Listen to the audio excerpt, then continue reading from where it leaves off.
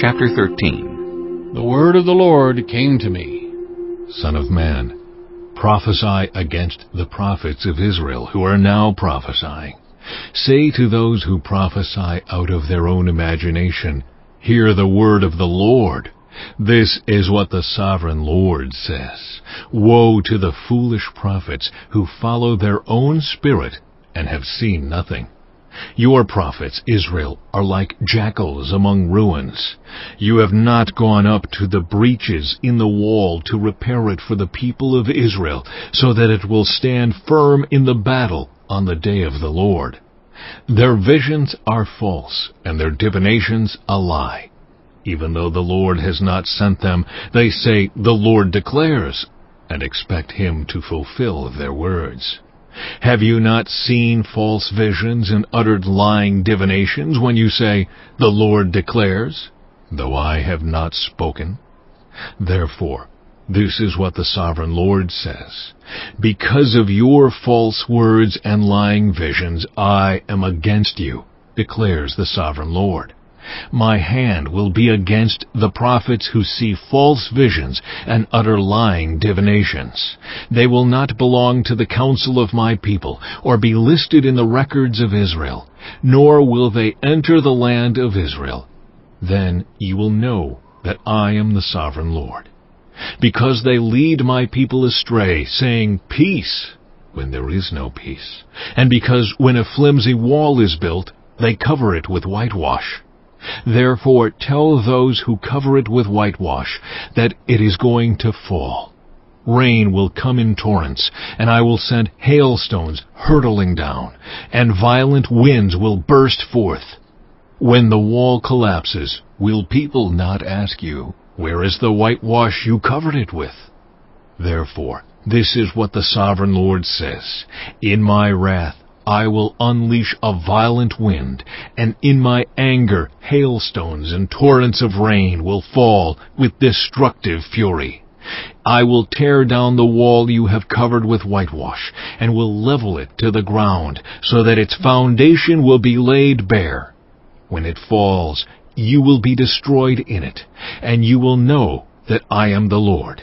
So I will pour out my wrath against the wall, and against those who covered it with whitewash. I will say to you, the wall is gone, and so are those who whitewashed it, those prophets of Israel who prophesied to Jerusalem and saw visions of peace for her when there was no peace, declares the sovereign Lord. Now, Son of man, set your face against the daughters of your people who prophesy out of their own imagination. Prophesy against them and say, "This is what the sovereign Lord says. Woe to the women who sew magic charms on all their wrists and make veils of various lengths for their heads in order to ensnare people. Will you ensnare the lives of my people but preserve your own? You have profaned me among my people for a few handfuls of barley and scraps of bread. By lying to my people who listen to lies, you have killed those who should not have died, and have spared those who should not live. Therefore, this is what the sovereign Lord says. I am against your magic charms, with which you ensnare people like birds, and I will tear them from your arms. I will set free the people that you ensnare like birds. I will tear off your veils and save my people from your hands, and they will no longer fall prey to your power. Then you will know that I am the Lord. Because you disheartened the righteous with your lies, when I had brought them no grief, and because you encouraged the wicked not to turn from their evil ways, and so save their lives, therefore you will no longer see false visions or practice divination. I will save my people from your hands, and then you will know that I am the Lord. Chapter 14. Some of the elders of Israel came to me and sat down in front of me. Then the word of the Lord came to me. Son of man, these men have set up idols in their hearts, and put wicked stumbling blocks before their faces. Should I let them inquire of me at all? Therefore speak to them and tell them, this is what the sovereign Lord says. When any of the Israelites set up idols in their hearts, and put a wicked stumbling block before their faces, and then go to a prophet, I, the Lord, will answer them myself in keeping with their great idolatry. I will do this to recapture the hearts of the people of Israel, who have all deserted me for their idols. Therefore, say to the people of Israel, this is what the sovereign Lord says. Repent, turn from your idols, and renounce all your detestable practices. When any of the Israelites or any foreigner residing in Israel separate themselves from me and set up idols in their hearts and put a wicked stumbling block before their faces and then go to a prophet to inquire of me, I, the Lord, will answer them myself. I will set my face against them and make them an example and a byword.